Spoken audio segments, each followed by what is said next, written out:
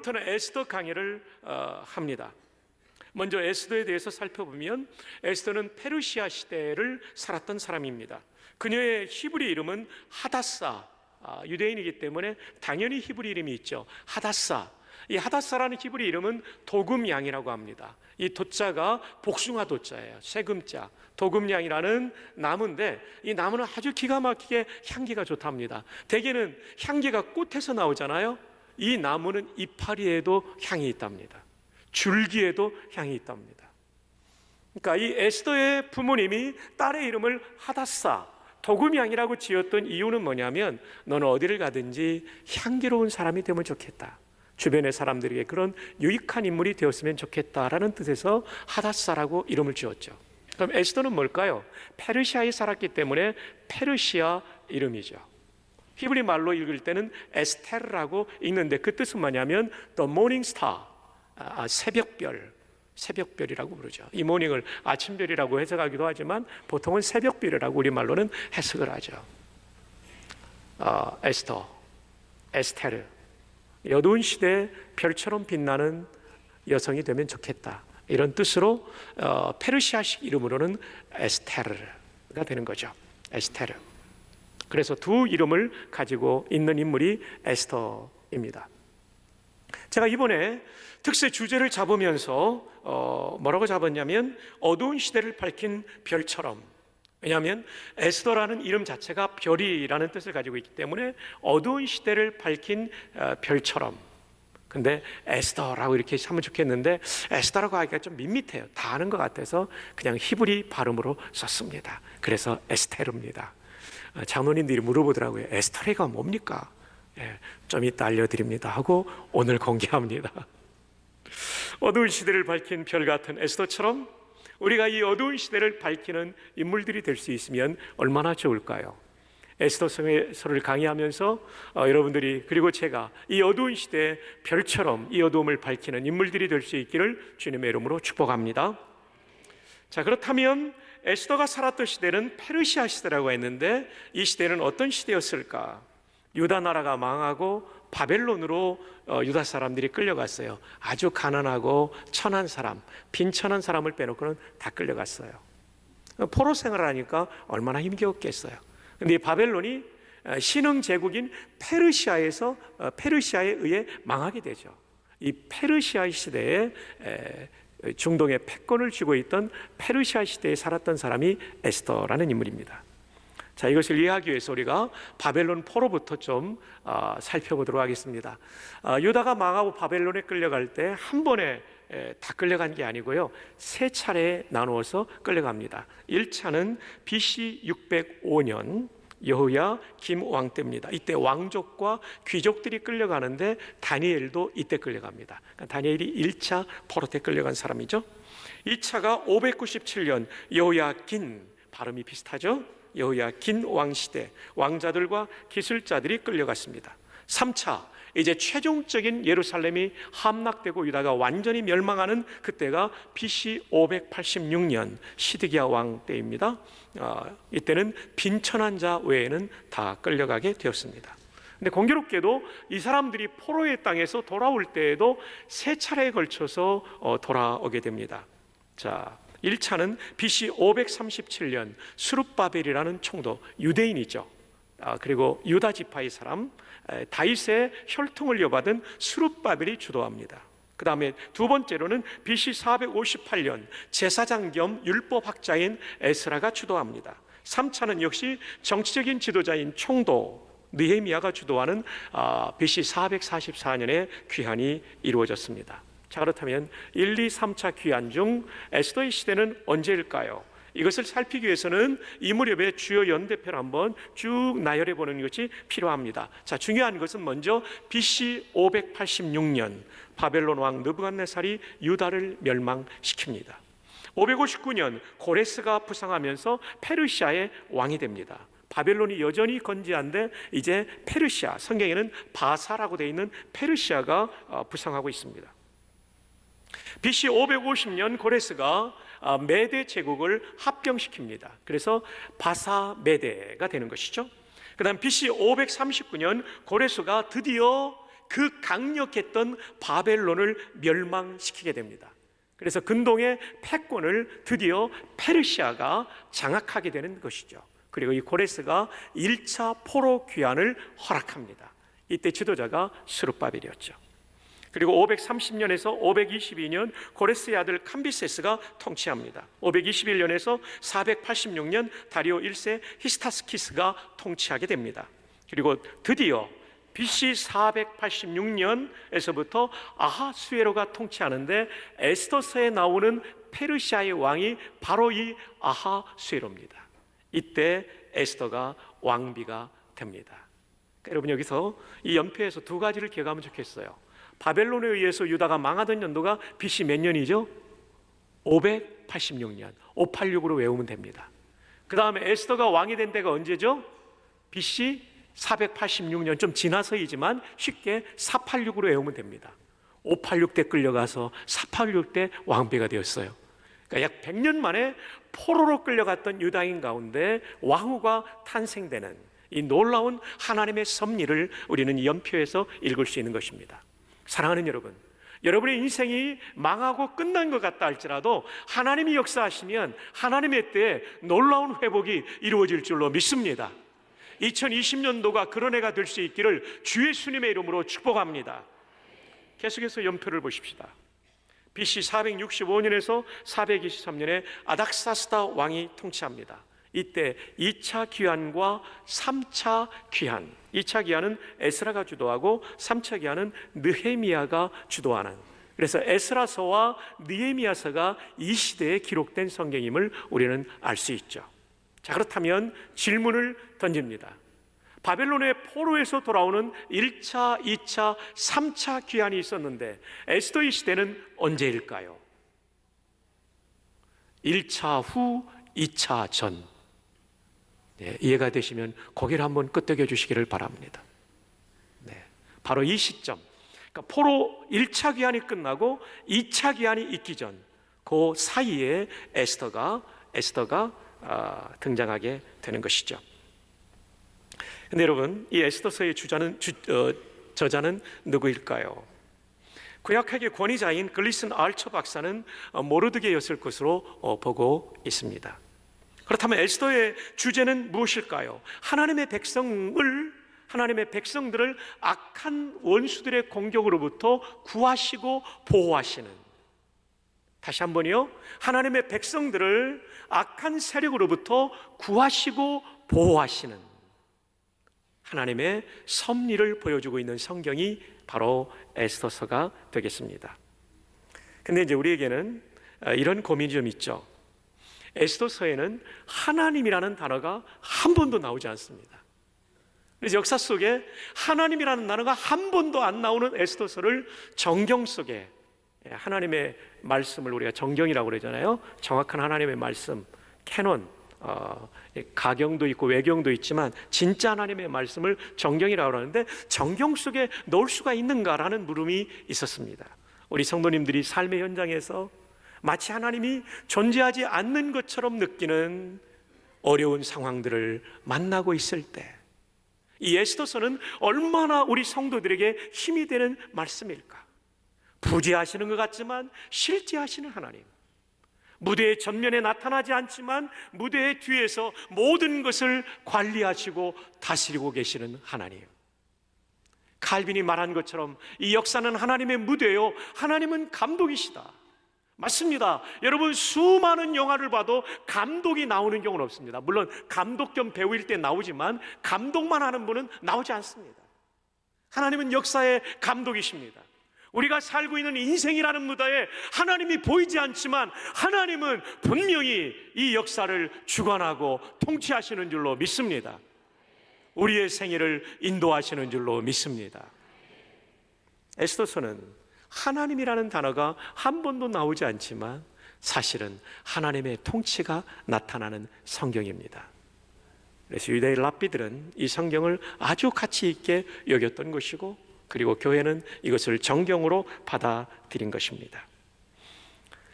에스더서의 굉장히 중요한 단어를 하나를 만든다면 섭리라고 할 수 있을 거예요. 여러분, 섭리라는 단어를 한자로 보면 당길 섭자 또는 잡을 섭자예요. 리자는 다스릴 리자입니다. 따라서 섭리라는 단어는 어떤 뜻이냐면 잡고 다스리신다. 잡고 다스리신다. 여러분, 제가 지금 마이크 잡았잖아요, 그죠? 그리고 제가 잡은 대로 움직이지 않습니까? 그죠? 이 마이크 움직일 사람이 있어요. 저기 앉아가지고. 여러분은 안 잡았고 저는 잡았어요. 제 마음대로 움직일 수 있는 겁니다. 여러분 한번 할 수 있어요? 잡기 전에는 안 되잖아요. 네. 근데 하나님이 우리의 인생을 잡고 계세요. 아멘. 이게 섭리입니다. 이게 섭리예요. 누군가 나를 괴롭히는 사람이 내 인생을 잡고 있는 것 같지만 사실은 하나님이 저와 여러분의 인생을 잡고 계십니다. 그 하나님을 의지하십시오. 그 하나님께 간구하십시오. 그 하나님이 여러분의 인생을 가장 복된 길로 인도해 주실 줄로 믿습니다. 이 섭리라는 말이 영어로는 providence죠. 제가 웹스터 사전을 찾아봤어요. 봤더니 divine guidance or care라고 되어 있습니다. divine이라는 말은 신적인 또는 하나님의, guidance는 아시는 하나님의 인도 또는 하나님의 돌봄이란 말이죠. 에스더서에 나오는 가장 중요한 단어 하나, 그 섭리라는 뜻은 하나님이 우리의 인생을 인도하신다는 사실입니다. 여러분 절대로 혼자가 아닙니다. 여러분 거기서 망하지 않습니다. 하나님이 여러분의 인생을 붙잡고 계시고 인도하고 계십니다. 케어하고 계십니다. 돌보고 계십니다. 이 사실을 꼭 잊지 않기를 주님의 이름으로 축복합니다. 여러분의 가정이 어려울지라도, 여러분의 사업이 어려울지라도, 대한민국이 지금 어려울지라도 기도하는 성도가 있다면 하나님은 이 대한민국을 붙잡고 가장 좋은 길로 인도하실 줄로 믿습니다. 우리 대한민국을 위해 기도하는 성도가 되기를 주님의 이름으로 축복합니다. 자, 이제 에스더 1장 1절을 보십시오. 이 일은 아수에로 왕 때에 있었던 일이니 아수에로는 인도로부터 구스까지 127지방을 다스리는 왕이라. 이 페르시아 왕이요, 얼마나 광대한 제국을 통치하고 있었는가를 보여주고 있습니다. 보십시오. 인도로부터 구스까지 127지방, 어떤 책에 보니까 이 지방을 민족으로 말하더라고요. 127개의 소수민족을 포함한 127개의 민족을 통치하는 왕이었으니 얼마나 대단한 제국의 왕이었습니까? 귀족들과 지휘관들과 이런 사람들을 모아서 180일 잔치한 다음에 7일을 연장합니다. 이것은 그 사람들을 포함해서 도성수산에 있는 사람들을, 백성들을 빈부귀천을 가리지 않고 다 모아서 잔치를 벌였으니 참 얼마나 대단한 잔치일까요? 대단한 국력이죠. 자, 이제 하나의 사건이, 이제 에피소드가 일어나요. 1장 10절입니다. 제7일에, 이 제7일은 180일이 지나고 플러스 7일이 더 연장되었는데 그 마지막 날, 그러니까 축제의 마지막 날입니다. 장장 6개월 7일간의 계속되었던 축제의 마지막 날에 이 뜻입니다. 왕이 주흥이 일어나서 어전 넷이 무만과 비스다와 하르보나와 빅다와 아박다와 세달과 가르가스, 하여튼 구약에 나오는 인명은 얼마나 어려운지 몰라요. 이거 발음하기 힘들어요. 7사람을 명령하여 주흥이 일어났어요.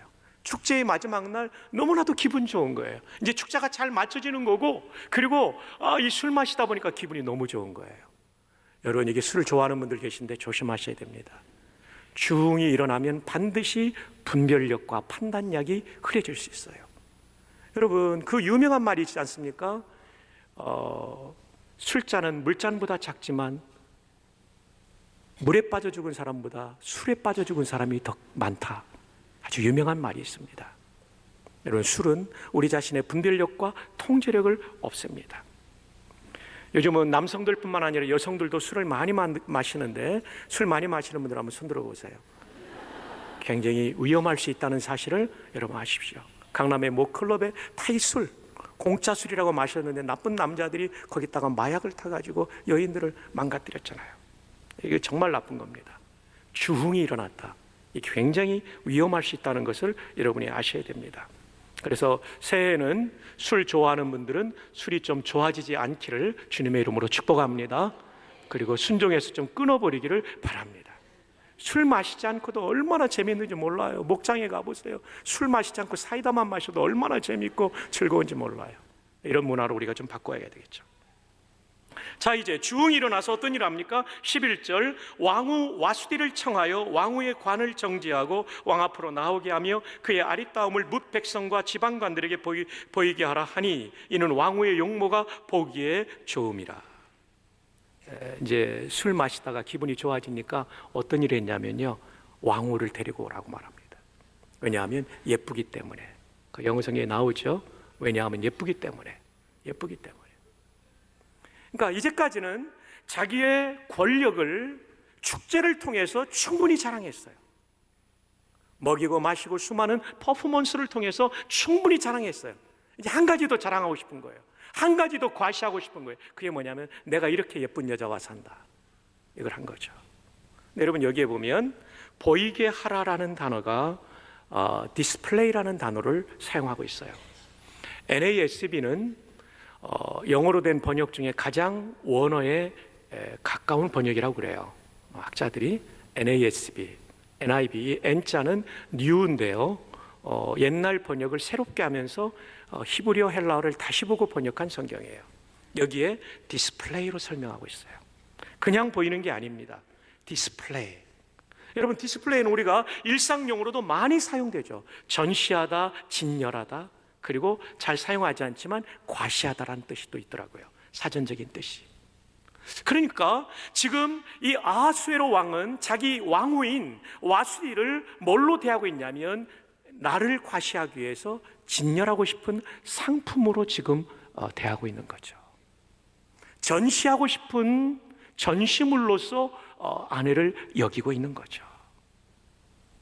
고대의 군주들은 그럴 수 있었겠지만, 그러나 이것은 성경적인 부부관계는 아니죠. 왕은 이 문제를 현자들에게 물어봤다고 그래요. 현자는 지혜로운 자들, 영어성에 the wise men이라고 되어 있습니다. 이들에게 물어봅니다. 히브리어는 하캄인데 전문가, 엑스퍼트라고 되어 있습니다. 그들의 조언은 이랬습니다. 왕이시여, 이것은 왕후의 일과 대왕의 일로만 끝나는 것이 아니라 이 소문이 삽시간에 제국 전체에 퍼지게 되면 수많은 귀족들의 부인들이 왕후처럼 한다면 가정의 질서가 무너지고 국가의 질서가 무너질 것입니다.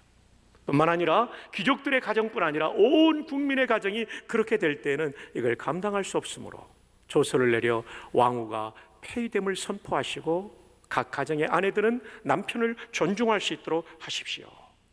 이때 왕은 이것을 받아들입니다. 이것이 1장의 내용입니다. 사랑하는 여러분, 여러분은 이 사건을 보면서 무엇을 느끼십니까?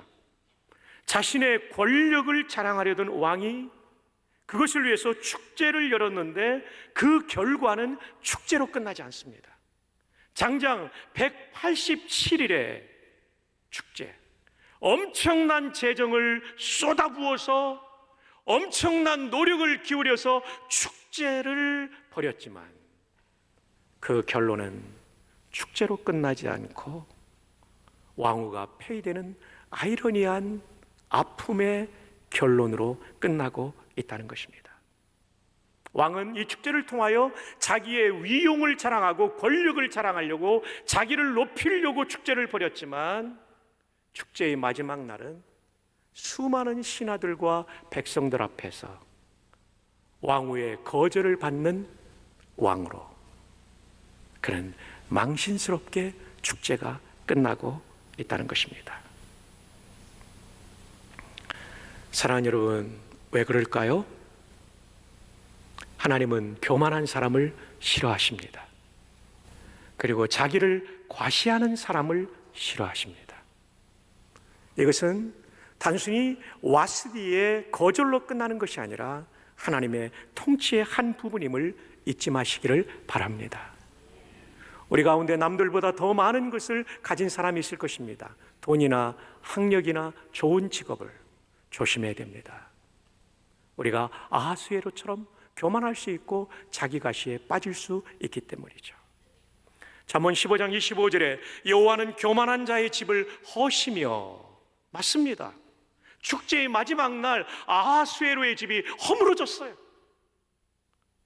자기가 그토록 자랑스럽게 여기던 왕후를 폐위시킴으로써 이 집이 허물어지게 되는 거죠. 잠언 16장 5절에 물은 마음이 교만한 자를 여호와께서 미워하시나니 피차 손을 잡을지라도 벌을 면하지 못하리라.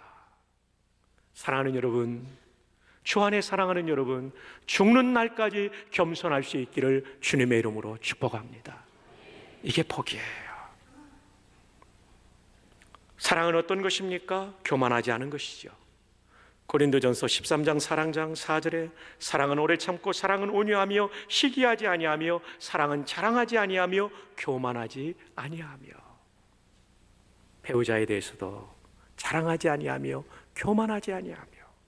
얼마나 중요한지 몰라요. 아수에로의 문제는 뭐냐면 자기애적인 사랑을 아내에게 투사했다는 거죠.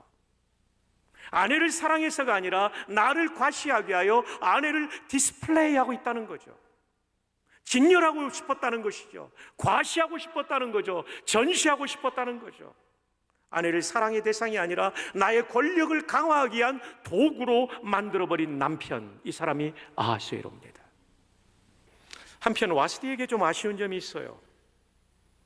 이게 지금 국가적인 문제를 다루는 일장에서 이것은 또 가정의 문제를 다루고 있어요. 그리고 이 가정의 문제가 국가적인 문제로 확산되는 것을 보게 돼요. 아쉬운 점이 있어요. 그건 뭐냐면 2500년 전에는 당연히 왕의 명령을 따라야 되죠. 지금은 그러지 않을 수 있죠. 그만큼 이 사회가 그런 면에서는 좋아진 것이죠. 2500년 전에 왕후가 왕의 명령을 거절했다. 이 여성은 어떤 사람이라고 여러분 이해되십니까? 자존심이 무지하게 센 여성이었습니다. 부부간의 갈등은 자존심에서 나옵니다. 자존심을 죽이는 것이 얼마나 중요한 과제인지 몰라요. 부부 생활에. 고린도서 13장 4절에 보면 사랑은 오래 참고 했는데 오래 참기 위해서는 자존심을 죽여야 되는 것이죠. 결혼 생활에서 자존심을 죽이는 부부는 이 다툼의 횟수가 줄어들게 되고 평화를 경험하게 되죠. 우리 모두가 우리의 자존심을 십자가에 못 박아 죽일 수 있기를 주님의 이름으로 축복합니다. 자, 이 항복과 죽음은 어디서 이루어지냐면 십자가에 우리 자신을 못 박을 때 이루어지게 되는 것이죠. 이번 신년 특세를 통하여 우리의 모든 자존심을 십자가에 못 박고 배우자가 서로를 존중하는 그런 가정이 회복될 수 있기를 주님의 이름으로 축복합니다. 아하수에로와 와스디에게는 이 죽음이 없었습니다. 남편은 과시욕에, 아내는 자존심에 빠졌죠. 그래서 187일의 축제의 마지막 날 즐거움과 기쁨으로 끝나야 될 축제가 슬픔이 가득한 왕후의 폐위가 결정되는 날로 바뀌게 되는 아이러니가 일어나게 된 것입니다. 이번 한 해 우리 가정, 우리 부부 사이에는 이런 아이러니가 없기를 주님의 이름으로 축복합니다. 다시 한번 축복하는 것은 과시욕과 자존심을 십자가에 못 박을 수 있기를 바랍니다. 내일부터 시작되는 특세에 나와 그 은혜를 경험할 수 있기를 바랍니다. 기도의 사람 E.M. 바운지는 사람들은 더 좋은 방법과 더 좋은 전략을 찾지만 하나님은 더 좋은 사람을 찾으신다 그랬습니다. 우리는 회의하면서 방법과 전략을 생각하지만 하나님은 우리 자신이 더 좋은 사람이 되기를 바라요. 그러기 위해서는 날마다 우리 자신을 십자가에 못 박고 하나님의 은혜로 새로워져야 되는 거죠. 그 일을 위해서는 전심으로 주님을 찾는 일이 필요한 거죠. 그래서 역대하 16장 9절에 여호와의 눈은 온 땅을 두루 감찰하사 전심으로 자기에게 향하는 자들을 위하여 능력을 베푸시나니. 전심으로. 이번 특세가 하나님을 전심으로 찾아 나서는 특세가 되기를 주님의 이름으로 축복합니다. 그러는 가운데 하나님의 능력으로 한 해를 승리할 수 있기를 주님의 이름으로 축복합니다.